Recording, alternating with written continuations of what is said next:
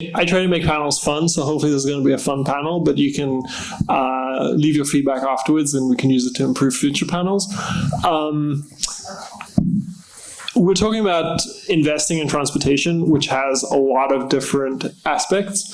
I'm a transportation investor, and usually the conversation starts with like, you only focus on one thing, and ends with, how do you know what to focus on within such a broad field? And I think everybody in this room appreciates the breadth and the diversity of the kinds of things that you could be investing in the space.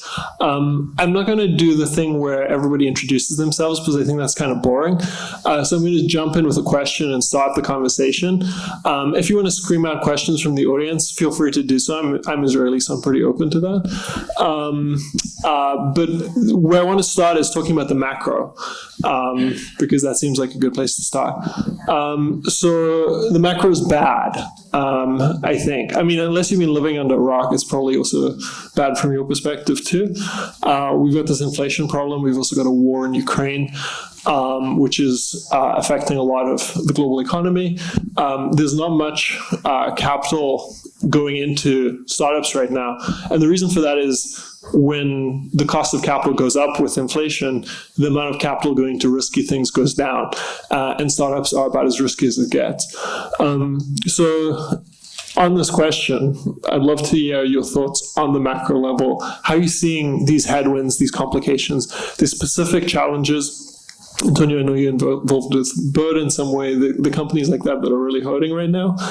But there's also opportunities. The Inflation Reduction Act, which we'll dive into, I think, in a bit more depth, has created some real tailwinds. The sector is important and it's fundamental. It's not like it goes away. People don't stop traveling in a recession. They stop spending on other things.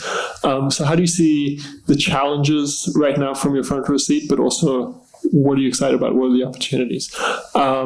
Quin, since you chose to sit next to me, I'm going to pick on you first.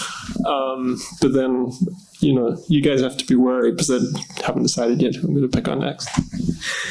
It's like school.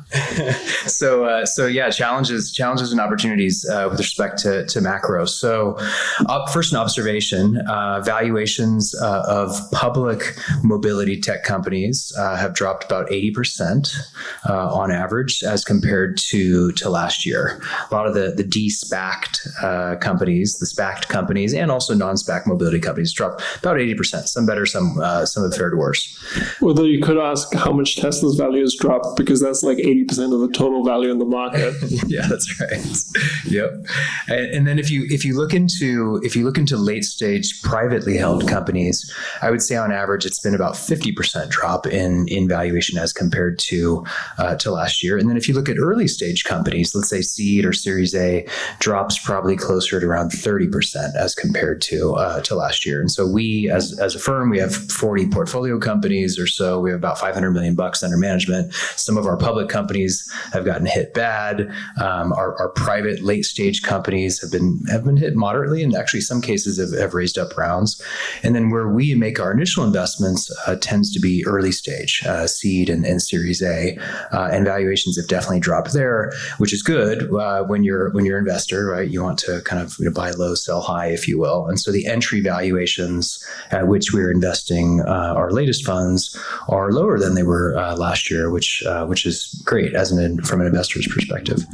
Can I double click on that? Because I think the interesting thing, I invest maybe one stage earlier. Seed stage is usually the equation goes like, we need to own X amount of the company and you need Y amount of capital. So usually it's multiple, you kind of multiply those things out. And it's not like companies in this environment need less money. If anything, they need more money. So have you seen like a meaningful drop in valuation or just a small drop in valuation at the early stage?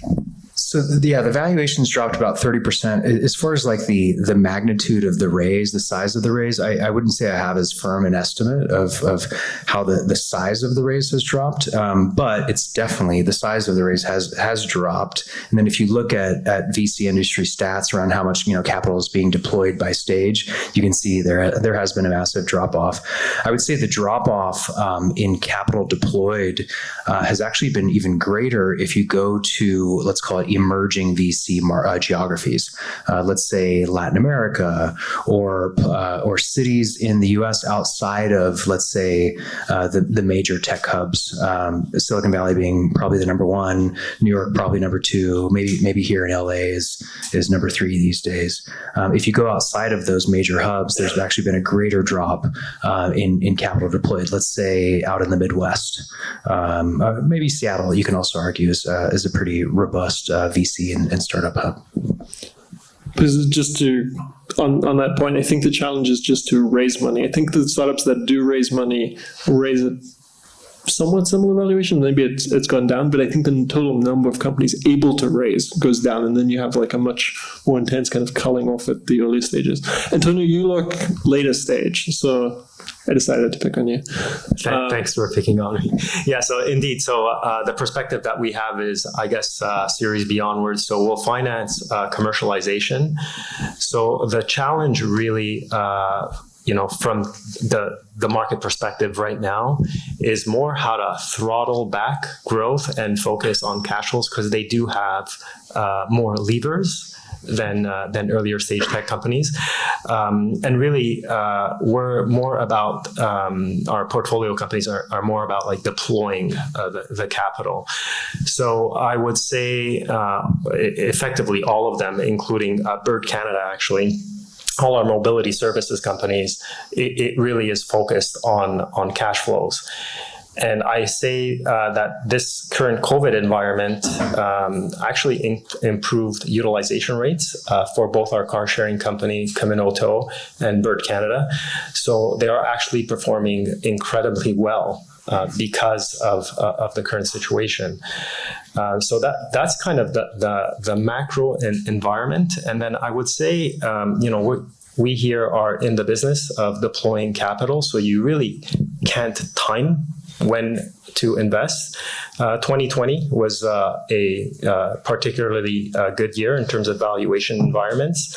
2021 was actually quite bad for us. The valuations were quite high. And we're starting to see it now, actually in Q4, that valuations in the private markets are coming down and to a more sensible level. So as investors, we actually view that as a positive. In terms of the public markets and the SPACs, like RTOs traditionally were actually good tools to go public.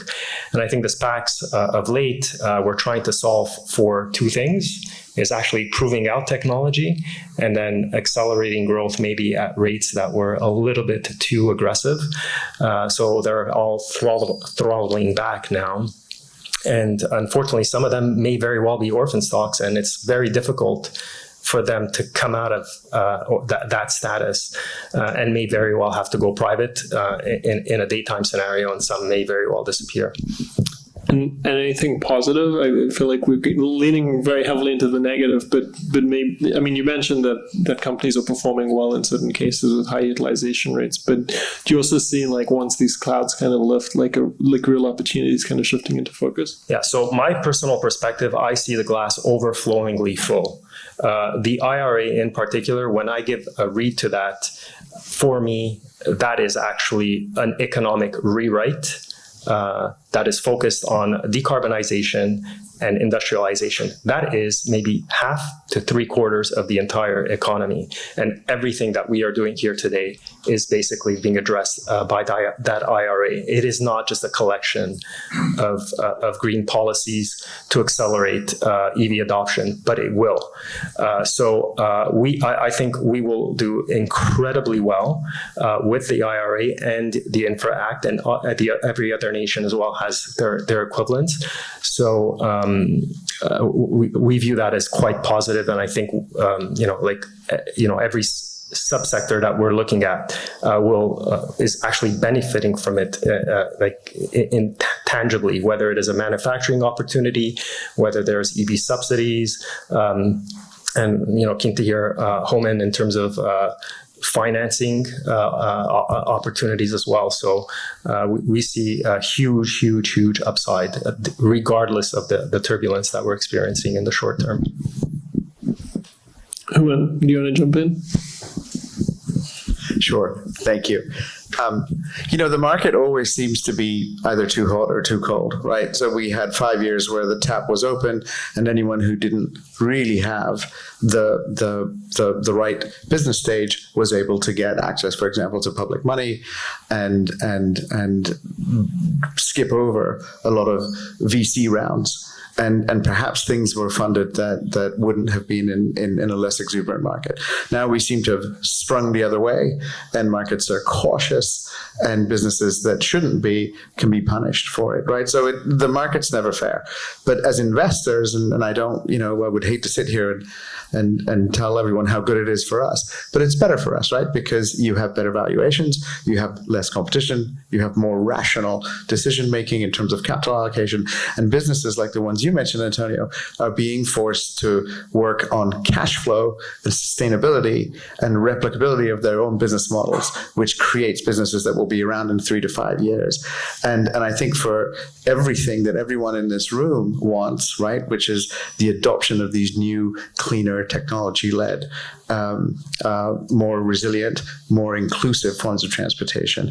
All of that will happen because we're now being forced to be disciplined and being forced to make our business models work. And our model at Mobility Capital is to provide credit, to provide leasing capital, or lend against fleets, or lend to corporations. So we are a later stage by definition anyway. And all the hundreds and hundreds of billions of dollars that went in terms of VC money and growth equity on top of that has now created opportunities for us as the basketball works its way through the BOA to deploy our type of capital to help it to scale. And the fact that money is expensive, the fact that even good credits in normal credit markets are now having to pay 9% interest on a senior secured loan, which 2 years ago was probably 4%, 5%, means that the risk that we're all going to be taking in this market, which is earlier stage assets, earlier stage companies, will be rewarded by the fact that markets are going to allow us to charge a bit more for that capital. So a few things came up that I want to circle back on after the next question, but those things are IRA. I think that's a really interesting thing to dive in on. I don't know if everybody is fully familiar with all the different implications. I don't think anybody even who wrote the bill necessarily knows all the things that are in it or voted on the bill, but there are lots of aspects to that. SPACs and then credit financing. So we'll come back to all those things, but first, an interlude. Starting with Antonio, can you talk about a company that you're particularly excited about, just one company, and what makes you excited? And we're going to go down the row so everybody else has a bit more time to think of it. All right, so I had the benefit of attending this morning session, and so that's how I'll pick my company. So I would... Usually investors pick a portfolio company they can sell particularly well, but I appreciate that you're not necessarily doing that. No, it is a portfolio company, but the thematic though. So the portfolio company is Flow, which is an EV charging infrastructure and solutions company based in Quebec, and they're actually here in LA as well. And the reason why I picked that company and the sector is that this is effectively a de-risk technology, and it is an urgent need to deploy EV infrastructure now. You have to put the cart before the horse. And then what do they do? They actually roll out EV infrastructure to cities, to your home as well. So they have a full, suite of EV technology solutions, including the software. So it's the full end-to-end, both for public charging, destination in commercial buildings, and then also at your home. And the rationale is it's a huge mega theme. We have to deploy, and we're very big on deploying. There is a point where the technology is good enough to just get it out there. And I would also say that once they do get deployed, and I was attending this morning's sessions as well, and people were asking how to monetize data. Well, there will be two business models. They will be the virtual gas station, and it'll also be the virtual power, so utility at your home. And there will be ways to effectively monetize the sale of electrons. And then there will also be opportunities, particularly for this new asset class, to finance. And in Canada, for example, because this asset class doesn't have the utilization rates that are maybe favorable for infrastructure investors or asset financiers. So you actually need government to help you. And then in the IRA, for example, there are EV subsidies. And then on the manufacturing side, there are ITCs to help with the manufacturing. And then what we have also in Canada is the Canadian Infrastructure Bank, which will roll out non-dilutive financing that will help you get over the hump in terms of utilization rates. So it'll make it attractive as well for asset finance groups. So really, you're addressing massive rollout. You're addressing sale of technology and software solutions. You're addressing business model innovation, and you're also addressing asset financing. Hooman?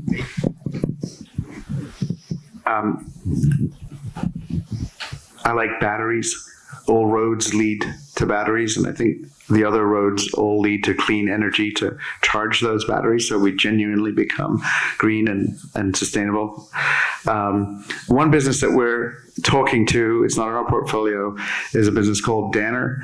And what they do is they have these charging trucks where you have a shipping container size battery on the back of a truck, which becomes a mobile battery. And if you think about the amount of money that we have to spend on infrastructure to put charging infrastructure into buildings, car parks, you name it, malls, that's expensive. But if you have a fleet of roving sources of energy for the new fleet, I think that's a really interesting solution. And technology risk is pretty low. So that's something that excites me. Cool. I think you know what the question is. Yeah. So one company that we've invested in is called Hayden AI, Hayden. And what they do is they solve this problem that a lot of cities have, where a lot of people are illegally parking in bus lanes and blocking the bus lane and slowing down the buses and diminishing the advantage of taking the bus. Cities have a lot of cameras. Many cities have a lot of cameras at intersections, checking for people running red lights, which is a pretty big safety issue.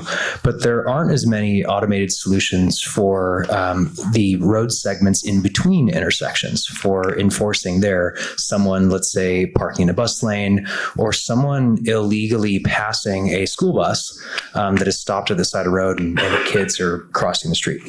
And so what Hayden does is they go to municipalities, and they've gone to New York, for example, and New York has announced that Hayden has equipped a bunch of their municipal transit buses with cameras that are facing forward and detecting when people are illegally blocking the bus lane and snapping photos of their license plate and sending it to the cloud and issuing citations to those people automatically. And then the second application is those school bus stop arms that pop up on the side of the school bus to tell people to, hey, please don't pass, because it's possible that kids and parents and whatnot are crossing in front of the bus.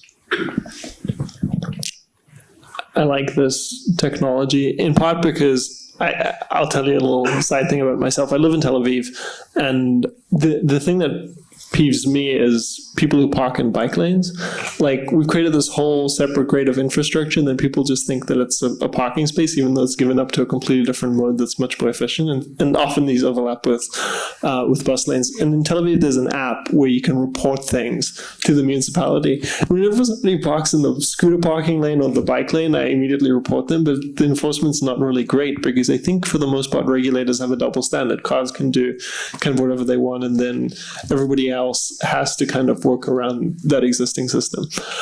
So pivoting from that into, I think what's interesting about a company like Hayden or technologies in the space is they overlap with key things. I mean, everything that you've said in different ways either ties into like big themes that are happening.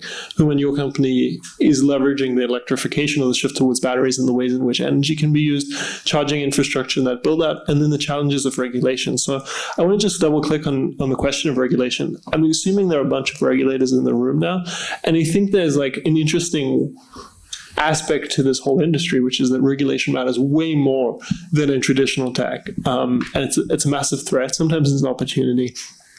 If you look at scooter sharing companies in Santa Monica, for instance, where Bird was born, you can't really take a scooter and have a normal ride because the speed is modulated by regulations and you have these slow zones. You have to park in specific areas, whereas cars can park in way more areas. And that's a major challenge. But have you seen regulation, maybe if you can give like one particular example of interactions with regulators, how are regulators thinking about this situation? Do you think they've kind of got their head screwed on right in some ways, or do you, I mean, you're excited about the IRA, so somebody's doing something right on some level, and there are good tailwinds here, but there are also massive challenges around regulation. Yeah, sure. This work? I got you. It's just a trick. So I guess like looking at micro-mobility or actually mobility services in general, I'll take kind of the top level view and then kind of maybe address the specific issue on micro-mobility. But the big challenge is that a lot of what we're trying to solve here today is at the city level. And there is no centralized city regulations, for governing micromobility, car sharing. For example, digitizing the road infrastructure, that is incredibly powerful. But you actually don't have that. You just have cities acting, in their own ways. And scooter sharing, for example, these are effectively kind of annual or biannual pilots that city will allow for, I guess, until we actually roll out the dedicated infrastructure for that third lane. So it is actually very messy. And then just to put a point on that, I think what's also interesting is there's unified data sets. I mean, going back to the Hayden example of like how, like as a new technology comes in, nobody knows what it's going to do. We're fine with cost because there are some costs, like they're part of the fabric, but anything that's changing, regulators don't know how to react either, and we lack the tools to understand how these interactions play out as well. I agree 100%, and love to hear what a little bit more on Hayden and Quin. But ultimately, I guess digitizing that curbside requires a protocol so that they can actually be able to either maximize that curbside or monetize as well. So I think what the cities need is to have that centralized body to at least set out the plan for, be it micromobility or mobility services. How do I digitize the physical infrastructure? I mean, the question that you were saying in terms of geofencing scooters, I think cities actually prefer pod-based, so going from point A to point A rather than curbside. Solutions exist. But ultimately, in addition to the regulations and specifically at the city level, I would say that the physical infrastructure actually now needs to catch up with the technology, because the technology is actually there. But we do actually start require that physical infrastructure to You mean micromobility lanes specifically? Micromobility lanes specifically, a little bit of the technology as well that is there, like to digitize the roads, because the road is an asset that the city actually has. It's all centered around the car right now, but might be centered around a bunch of other things. So the city is actually the key to a lot of what we're trying to roll out, but they don't have a common voice. Yeah, it's interesting to me that in Europe, I mean, somebody mentioned earlier, city centers are basically closed off to cars for the most part, but in America, the car is like a third rail, like you don't touch that. It's ironic because third rail is a transit emerging term. But the baseline is that cars are kind of the standard that you work against, and it's kind of strange. Hooman, maybe you can tie this in also to how you think about risk in financing through credit in certain cases. You don't have to go in this direction, but it's I think supposedly like a lower risk kind of investment, but regulation creates all these unexpected risks where things might change quite suddenly in quite an impactful way for a business that you're looking at. How do you think about that in evaluating companies? Well, I trained as a lawyer a very long time ago. One of the things we learned in law school was that law evolves at a much slower pace than society or technology or anything else. And I think what's unfortunate about this situation is that we have such an incredibly fast pace of technological advancement and business model disruption and new OEMs, new assets, new ways of storing energy, new ways of transmitting energy, new ways of things working like autonomy, for example, right? And people who are supposed to be regulating this, not only are they disparate in that they are in a variety of different cities, and actually you should have one authority that does a state, but also they're not educated on it. And why would they be, right? I mean, how does anyone understand how autonomy works in City Hall? So I worry about the dog's dinner, that it's going to end up with a variety of uncorrelated regulatory that could slow down adoption, right? And when you talk about what's the regulatory risk, when you're looking at deploying credit, when you deploy credit, it's not as sexy as deploying VC money because you're never going to get 100 times your return, right? But also, you don't want to lose any money, right? Because if you get a credit type return, it means that your investments on the whole must always pay you back. So your risk appetite is much less. But if you look at the global transportation infrastructure that we have, whether it's cars, buses, planes, boats, they're all transportation financed, right? It's usually some bank that says, there's a 737 and it's been flying for 80 years or however much it is, 50 years in almost the same shape, and we'll finance it and we'll get 6% return, and we know what the rules are and what the safety and the regulatory etc. are. When we come into this market, and for example, look at eVTOLs, right, or look at autonomous trucks, or look at charging infrastructure, we don't yet know the regulatory. It means that the way that we mitigate that is we look at companies that are well financed from an equity perspective. So you have a cushion behind you. You obviously look at the regulatory environment to make sure that there's nothing that could suddenly pull the rug out from under an industry. And it means the tenor of our loans are going to be shorter. A bank will lend to an airline for, like a 7 or 8 year loan, right? But if you're doing the kind of financing that we do with a new operator with new assets in a regulatory environment that's going to be changing, it means our hands get tied a little bit, and therefore we make our loans sort of 3 to 5 years instead of the 5 to 8 that transportation companies need. So that's how the regulatory side affects us, as well as technology risk and commercial risk. I think that's a really interesting point, because I don't think regulators look at new technologies coming in. I think there's a kind of like perspective or view given to venture capitalists. They just throw money at things, and they're just doing things, and the money will keep flowing.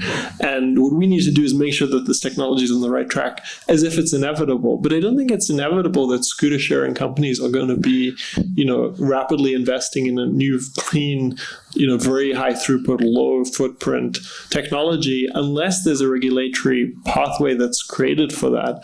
And what you're saying is, I'm a financier, I invest in companies, I give them credit, and I'm going to charge companies more because of this uncertainty that's created by the lack of regulatory clarity. And I think that's like a really interesting consequence of unpredictable regulatory decision and putting the foot down. And I don't think it's guaranteed that we're going to have nice stuff and good things and new emerging technologies unless there's a real open pathway towards that kind of innovation and creativity to play out. You're right. And look, it's funny, we were talking talking to one of the big four accountancy firms who have experts on the IRA. And when we said, well, look, where should we go? What should we do? They're like, Of course, they do have experts on the IRA. but they're like, we don't know. None of it is clear yet. And a lot of it will need sub-regulation to clarify it as well. So the regulators have a lot to do, but also regulators, as you just said, and have incredible amounts of power.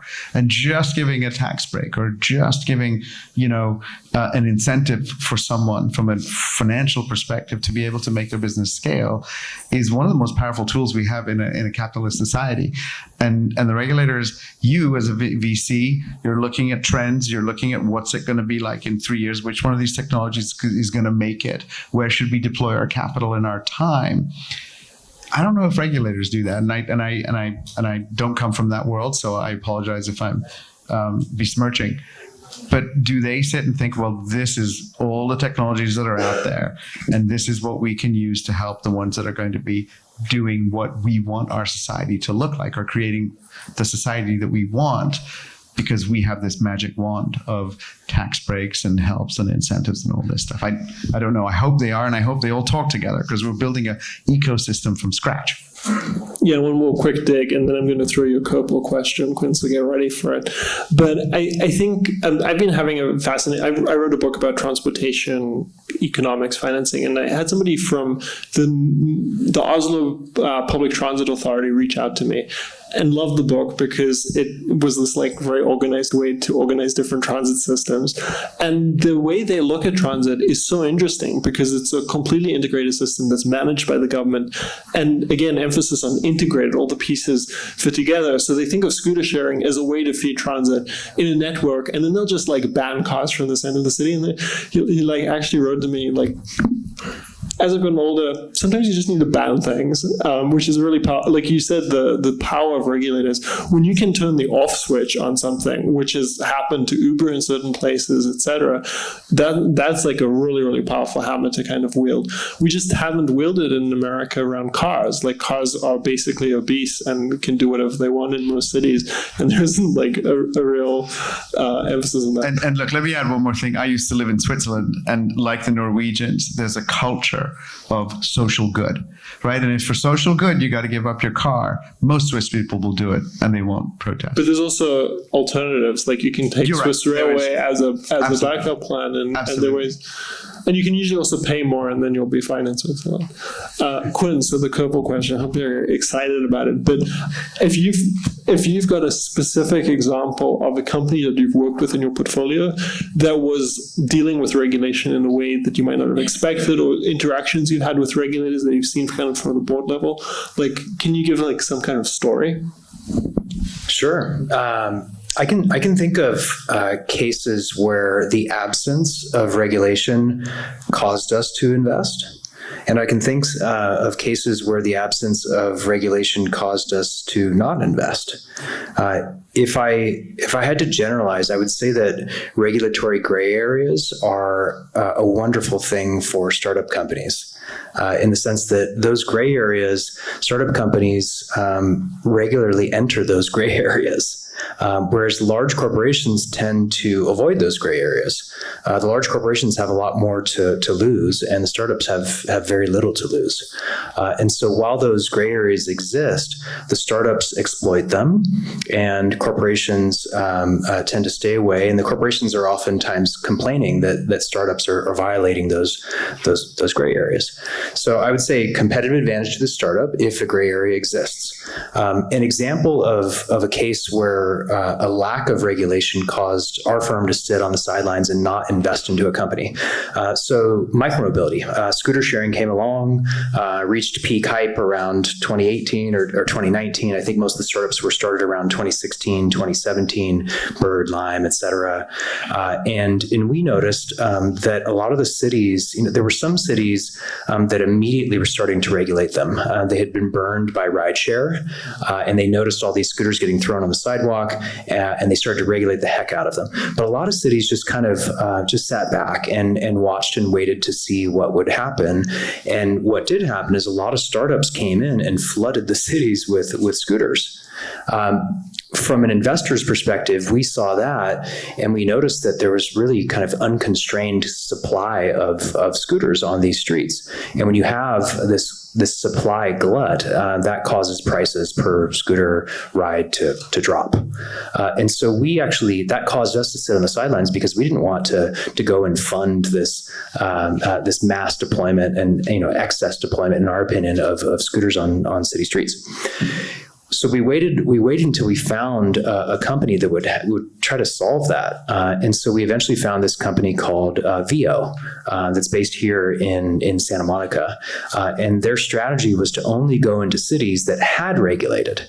Only go into cities that actually had tenders where the scooter sharing startups could apply, and then they only issue, let's say, 2 or 3, in some cases even only 1 license to an operator in that city. Thus, you have government constrained supply, supply constrained as a result of regulation, which allows prices to increase, which can improve profitability and allow these little companies to survive. So that's a case where we actually entered once we saw some regulation occurring and a company trying to be capital efficient by basically following that regulation. Yeah, I call it the fruit fly problem of micromobility startups, because they all move in really quickly, consume all the food, which is the people willing to take trips, and then every marginal scooter that's added has like almost zero economic value and kind of kills off the supply for everybody else. And then regulators overreacted as well. Hooman, I think scooters are also interesting on the point about financing, and Antonio, you've had a front row with Bird. Bird famously raised $1 billion and hasn't really raised money since, and may never raise more money again. And part of that money was used in order to buy basically cheap Xiaomi scooters that then rapidly depreciated and wasn't separated out. I mean, we invested early in Revel, which was also a kind of a second play on the micromobility theme. Oh, there's something interesting happening here, but it's weird what's happening with scooters. It's definitely going to have a backlash. But there's this other opportunity around mopeds. And we try to finance with credit rather than just use all venture dollars in order to do that. But have you seen like really interesting emerging vehicle asset classes that can be financed? How do you think about a new emerging type of vehicle? You talked about a 737 with its decades of track record, and you know what the residual value of that asset is, and you know what kind of terms make sense, and it's pretty known quantity. But the way I see it is we've got like a few $1 trillion worth of transportation assets that are now transitioning either to electric, where we don't know what the residual value of the battery is, or to a new form factor, an e-bike, an e-cargo bike, a UPS bicycle hybrid thing that can move mail in the back, and like all these assets that are going to be moved in to different environments. But how do you think about that credit profile and how to put those kinds of dollars to work in a way that's responsible? Well, I agree with you on the market size, right? I think every single thing that runs on carbon is either obsolete or will be. And we're going to have hydrogen or electric or you name it, other ways of energy storage and propulsion. I'd love fission vehicles. I'm looking forward to fission, just like Back to the Future, right? I think that's a huge opportunity for financing. But as you say, if you are a financier from a credit perspective or a leasing perspective, you look at an asset and you see, well, okay, I'm going to lend this money to this operator, and this is how much money they're going to make every year to be able to pay my interest. And at the end of it, just like we do at Avis or Hertz or airlines do with their leased assets, they hand it back to the owner, and the owner has to either sell it, so you're very interested in what the residual value of that asset is in 5 years, or you lease it to someone else, and you've got to make sure that there's other people who want this asset. And look, I think that it's incredibly exciting for us to see all these new assets, and at the same time, it's horrifyingly scary because we have no idea what the residual value is of many of these assets in 3, 5, 10 years, right? And what's interesting for me is, like, you look at Tesla. It took Hertz 13 years to order a fleet of Teslas. Well, I think the bankruptcy had a lot more to do with it than anything else, and the new management that came in. Yeah, right. But why didn't any big institution start to order electric vehicles is because they're all scared of the residual. They're all scared of assets that they don't know. And I think that's also why we started Mobility Capital, because we thought everyone's going to be too scared to come in and take this risk. But just like regulatory being difficult for us, when we look at the residual, we say, yeah, we don't know how much this is going to be worth. But actually, if you find an asset which has some form of operating history, usually small, given that it's all new stuff, then you can start to make better educated decisions. And if you look at an OEM that will stand behind their asset, again, you can look to make better educated decisions. If interest rates are high, again, our cost of capital goes up too, and that obviously gets passed on. But then again, you have a slightly better margin to get better rewarded for your risks. So we will try to pull lots of smaller levels to still make it economical and still make it much more efficient for people to use our financing than to raise more capital to create a fleet or create infrastructure or buy a bunch of batteries or whatever it is, and be able to help people in that scaling. But it means slightly shorter tenors of leases, for example, and really doing diligence on the OEM behind the asset as well as the asset itself. Antonio, you're really excited about the IRA. I think most people, when they look at regulation, are not, like, the reaction is not excitement. I mean, I think the fact that the Big Four are the group that have dedicated experts to this topic kind of gives a sense of how exciting the average person might find this. What do you, like, tell this audience, like, what is so exciting about this bill? Like, give it your best pitch. Like, well, a little bit, I'm not a normal person. That's why I get excited about IRAs. But I guess as regards to all of us here, it does touch on a lot. It touches on batteries. It touches on electrifying transportation. And it touches upon electrifying buildings. So that is huge. And there are provisions to, you know, a little bit of what Hooman was saying, like, how can I finance this? Well, you actually need public sector support to accelerate this decarbonization and industrialization. So what is it? What is in the IRA specifically? It's certainly the subsidies to the EVs. $7,500 per car, $0 if you buy an e-bike. Exactly, $0 if you get, yes, if you buy an e-bike. Pay your way. Well, we'll change that. Saving the world. we'll change that. But what also excites me is on the manufacturing side. So there's going to be a huge reshoring opportunity for all of us. So basically, you can't get the 7,500, or like half of it is tied to where the vehicle's manufactured, and half of it is tied to where the raw materials for the battery come from, right? That's half of it, but the other half is they'll provide you, the government will provide you ITCs if you manufacture on the EV side in US, but also North America. So that'll include Canada as well, and Mexico, and a few other countries. But ultimately, so that'll provide us more upstream opportunities on the technology side, stuff that we actually weren't looking at least from my perspective. We were more focused on downstream opportunities on how to apply technology, selfishly, I guess, but ultimately there will be a lot of manufacturing opportunities. And then on the flip side, on the finance side, and that is not in the IRA, but that may very well be in the green banks, and in Canada, it's the Canadian infrastructure banks.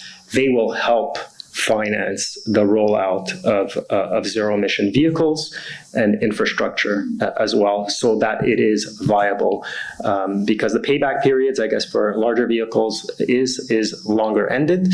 For micromobility, is actually it's almost a consumer financing. Payback periods are like less than a year or maybe 2 years maximum. So I think the technology is proven out somewhat, but that really is what excites me. It's going to accelerate everything that we are excited about here today, and we need that support. Yeah, one side point that was interesting on hydrogen, because I think people are generally over-optimistic about electrification. When I look at supply chain for raw materials, like most of the lithium in the world comes from Chile, and Chile is in a dysfunctional state right now with no build out of mining, etc. And the timeline for building out a lithium mine is like a decade. Cobalt's mostly mined in one country, and it's called the Democratic Republic of the Congo. And when a country's name starts with the Democratic Republic of, that's a bad sign. Democratic People's Republic of Korea and things like that. So, but that'll change too. You see, what we mine and how we mine it will also change. So the battery chemistry. Sure, and then there's massive incentives, and you see people setting up battery manufacturing plants, LG, SK, etc. The investments in the US have accelerated dramatically in the last few months since the IRA was announced. But I think hydrogen is really interesting because on the one hand, it doesn't have all these tailwinds and doesn't have the massive industrial scale that electric vehicles have developed over maybe the last 5 years or so. But at the same time, it's got lots of use cases that really aren't served that well by batteries. And one of the analyst notes that I read that was quite interesting on Nikola, with a whole controversial side story with the founder being indicted and convicted of misrepresentation, that the entire valuation of Nikola is justified through the IRA's subsidization towards hydrogen, that there really is big subsidization there. And in Europe at the same time, with Russia turning off the gas tap, is really pushing hard on hydrogen. So I think that's another really interesting energy trend that's enabled by the IRA that isn't necessarily so focused on by people. Yeah, no, I agree. On the transportation side, I particularly like it on the energy side, particularly stationary power, in terms of using hydrogen. But we are big believers in hydrogen. It's just where we get in, we invest in commercialization. So that's maybe a little bit further ended in terms of when we can invest in something that's commercializable.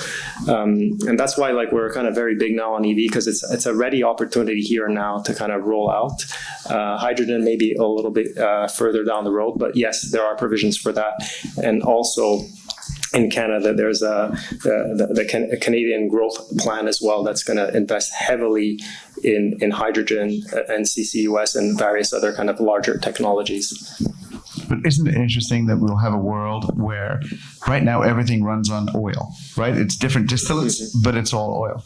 But maybe we'll have fleets that run on batteries and hydrogen and various other propulsion systems, right? So we won't have fission. Don't forget about fission. I keep forgetting that. I'm so sorry. Fission and whatever else it is. Maybe it's the flux capacitor. It's flux capacitors. But why not have a transportation system which has more resilience in it, but through the diversity of its power sources? And if you want to make hydrogen, you have water and electricity, right? So you can make it pretty much anywhere. But we need clean sources for that electricity for it to be sustainable. But you don't need a mine in wherever it is, a Democratic People's Republic of X. So I look forward to a time where we have that diversification. We have 3 minutes. I want to maybe hit one more topic, but we'll have to be very brief, which is around NIMBYism and the threat that it poses to innovation, particularly in cities. I think it's generally underappreciated the way in which, when you talked about being a lawyer and that laws don't change quickly, but NIMBYs adapt their tactics around law incredibly quickly. And I think what we've seen, I like this example of the San Francisco Golden Gate Bridge took 4.5 years to build, but if you want to build anything major in the United States, you can't even imagine doing it. Many things, and I think included in this is transitioning from the car system that we have right now, which is the default, where you've got these massively obese SUVs roaming around and killing people just simply because they're so big and they can't see over their hood, etc. All these things seem really hard to change because I think people have become entrenched in their positions. You see this on the political level too. And in cities like LA, where we are right now, it's really hard to build anything. It's hard to build houses and it's hard to change things. Do you see ways in which this can be addressed and how we can change people's perspectives? Because if you think about, for instance, environmental and climate change, the IRA is obviously a kick in the ass, so to speak, to get things in the right direction. But at the same time, getting people to act collectively is really, really hard because everybody's acting so much in their own self-interest. Starting with Quin, but maybe just 30 seconds each. What do you think of this challenge around NIMBYism, and maybe what are you doing yourself in order to YIMBY things forward? I'm trying to think of examples. Unless you're a NIMBY, which is fine. Mark Andreessen claims to be building things and is blocking people from doing it in his backyard. I mean, my initial reaction is, aren't we all NIMBYs? Right? People want the environment that they live in, or they work in, or the land they own, or where their business operates. They want it to be the way that they like. We like our own little bubbles. And is there something wrong with that? I mean, that's the whole. So I'm personally not a NIMBY. I'm fanatically non-NIMBY. I also don't own property. I rent, and I live in dense cities. I want density. I want to be around people, but I also don't have kids, etc. So I can understand why people might be, but I am not. So no, I don't agree.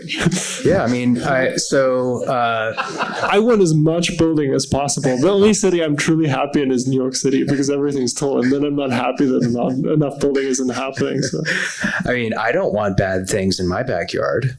I love America. I want America to be a wonderful place. I don't want bad things. That's not the problem with NIMBYism. The problem is that people don't want anything in their backyard. Like, they don't want any construction. They don't want any development, right? They're blocking everything from happening. And you have these systemic consequences, like homelessness comes from people not being able to have homes because homes aren't being built. Like, it's so systematic. I mean, I really think this is underappreciated as a problem, but I think it's one of the greatest challenges facing America. Like, if you look at homelessness, it's not getting better. It's really, really bad in this city. It's bad in San Francisco. And I think you're going to see it coming to many other American cities, but it's not like land is being freed up. Land is being closed down everywhere. I would argue. I think there's arguments. I know on a rant topic, maybe. I think there's arguments in favor. There are arguments in favor of development. There's arguments against. I think one argument I've heard before is that humans are dominating our planet, and we're a rampant invasive species. And the more our society grows, the more we bend the rest of all the inhabitants of the planet to our will. And so that's. I'm not saying I agree with that argument. I'm saying it's a valid argument that some people want to keep things the same, and some people want things to change, and I don't really view it as it's positive or negative. I just view it as a fact. People have different opinions. But if you're an investor, you want things to change. I think that's I mean, as much as investors get a bad rep, our job is to enable change. Maybe we don't do the work ourselves, but the dollars that we provide unlock this possibility. And the more forces that block it, look at the sector that's developed the most, tech, where there's no regulation, right? And where it's slowing down is where you've got social media companies being restricted more and more. Banking, don't see that much innovation, so much regulation. Healthcare, costs are spiraling out of control because there's so much regulation. So I think where things are restricted, we don't have innovation and we don't have nice things, and it's bad for most people. And I think NIMBYism is the problem within this ecosystem. I think it's the way to characterize all the problems towards getting to a better future and to better change. So NIMBYism is culture, right? And look, I think humanity has this colossal ability to be stupid and not realize that we have a warming planet, or that COVID affects everybody and not just, a few people who believe in it, or the fact that, our leadership in corporations or in countries aren't servant leaders. They're selfish leaders, right? And so there's a whole bunch of systemic things. I'm an optimistic person, and a lot of my hope is based on the generations that come after me. I have an 8-year-old, and by then it'll be too late. But my 8-year-old talks about Trash Island in the middle of the Pacific all the time, and he wants to fix it. So when he's 25, I don't think he'll be a NIMBY, right? By then it will be in a much warmer and much more difficult planet. And if our geopolitics continues, the challenge is when he becomes 40, because that's when people really become NIMBYs. Yeah, well, maybe he will, right? But I don't think so. Like I'm on the whole a decent human being, but I didn't think about Trash Island when I was 8, right? So I think there's a generation of people who think about this, and when they get older, they'll see the damage that my generation has done to the planet, and hopefully it won't be NIMBYism, it'll be whatever the opposite of that is, Olafism. So YIMBY. Yes. YIMBY. Yes, YIMBYism. So it's a woolly answer of hope, but it's culture. Yeah, so Final word. So I'll make a case for you. I guess my desire is that 15-minute city, which is actually the utopia that addresses everything that we want, and it'll be centered around the citizen and not the consumer. And it'll address housing. It'll address how we get to and fro work and everything that matters in our lives. So to build our cities in that 15-minute city structure actually will make our lives a lot more meaningful. And I think it'll address a lot of what your frustrations and your hopes are. And that's what I'd like our cities to actually be built around and not a sprawl. So that's my final word. Okay, so we're on the right track. Everything's going to be fine. Thanks for joining us for this panel. Hope you had fun.